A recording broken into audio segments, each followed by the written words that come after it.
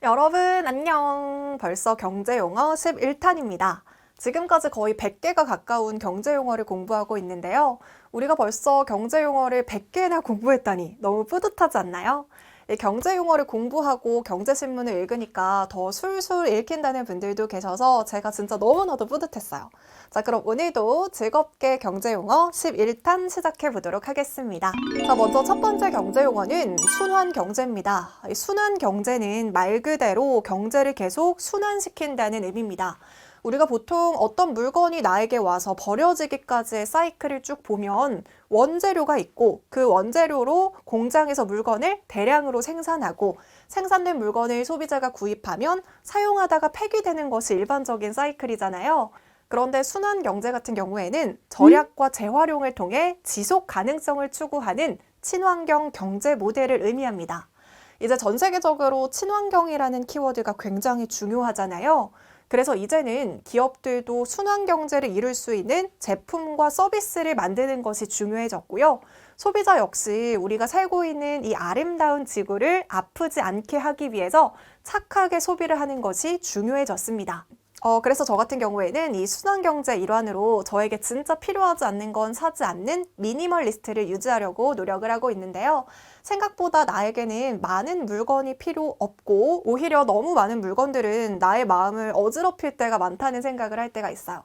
여러분도 이번 기회에 필요 없는 물건은 당근마켓에 팔거나 주위에 나눔을 하면서 순환경제를 위해 노력해 보시는 건 어떨까요? 자, 이어서 두 번째 경제용어는 풀필먼트입니다. 이 풀필먼트라는 용어가 되게 생소하시죠? 저도 처음에는 풀필먼트가 뭐지? 라고 생각을 했었는데요. 제가 또 쉽게 설명해 드리도록 하겠습니다. 자, 온라인 쇼핑몰 시장이 커지면서 배송이 되게 중요해졌잖아요. 그래서 새벽 배송, 로켓 배송 등과 같은 서비스들이 생겨나기 시작했습니다. 그래서 우리 배송하는 과정을 생각해 보면 주문이 들어오면 판매자가 제품을 포장해서 택배 회사를 불러서 물건을 전달하고 그 물건이 물류창고를 거쳐서 소비자에게 배송이 되잖아요. 그런데 풀필먼트 서비스는 물류 전문 업체가 이 물건을 판매하려는 업체들에게 위탁을 받아서 판매자를 대신해서 주문이 들어오면 제품을 포장하고 배송해주고 재고 관리를 해주고 이런 모든 과정을 대신해주는 서비스를 의미합니다. 사업자 입장에서는 이런 배송의 과정을 위탁하면 시간과 비용을 절약할 수가 있겠죠. 이 풀필먼트 서비스는 코로나19로 배송이 증가하면서 떠오른 서비스인데요. 쿠팡도 이러한 풀필먼트 시스템을 사용 중에 있고요. 쓱닷컴도 풀필먼트 시스템을 진행하고 있습니다. 자, 이어서 세 번째 경제 용어는 기준금리입니다. 이 기준금리가 뭔지 모르시는 분들은 없겠지만요. 제가 이 기준금리를 설명하는 이유는 뒤에 나올 가산금리와 우대금리를 설명하기 위함이니까요. 복습하는 개념으로 들어주세요. 자, 기준금리는 말 그대로 기준이 되는 금리를 의미하는데요. 뭐의 기준이 되느냐? 바로 대출금리, 예적금금리 등의 기준이 되는 금리를 의미합니다. 이 기준금리를 토대로 예적금이나 대출금리 등이 결정이 되기 때문이죠. 이 기준금리는 한국은행에서 결정을 하고 있고요. 국가의 물가 동향, 경제 상황, 금융시장 상황 등의 변화에 따라 일정 기간마다 금리의 방향성을 결정합니다.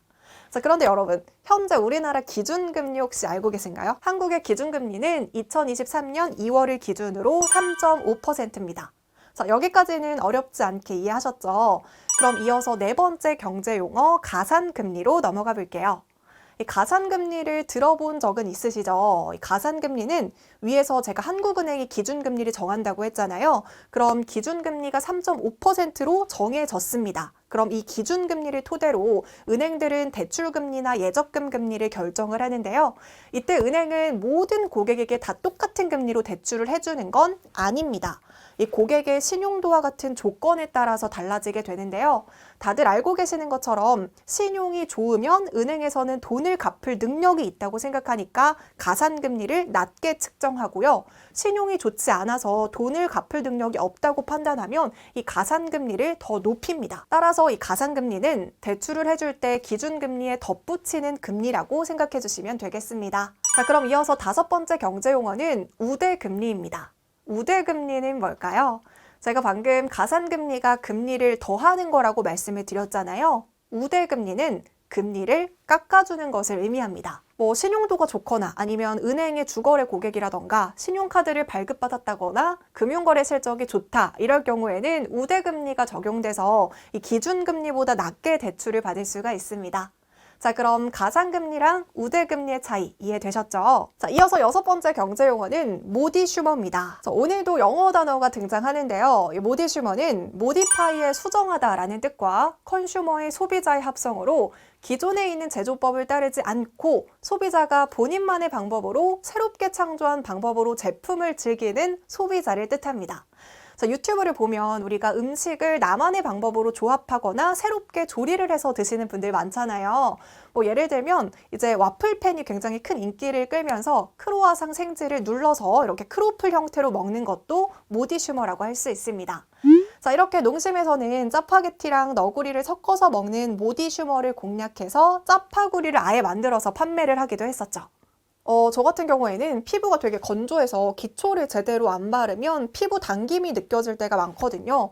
그래서 지금 이 제품이 되게 좋다고 해서 꿀광 크림을 샀는데 저한테 너무 안 맞는 거예요. 이걸 바르고 화장을 하면 화장이 다 막 무너지고 막 개기름이 낀 것처럼 되게 지저분해지더라고요. 근데 이거를 샀는데 아까워서 어떻게 활용을 할까 하다가 제가 입술이 진짜 건조하거든요. 그래서 이거를 립밤 대신에 발랐는데 완전 딱인 거예요. 그래서 저는 이 꿀광 크림을 립밤으로 사용하는 모디슈머의 경험을 하고 있습니다. 자, 이제 모디슈머가 어떤 의미인지 확실하게 이해되셨죠? 자, 이어서 7번째 경제용어는 스마트 슈머입니다. 말 그대로 스마트한 소비자라는 뜻인데요.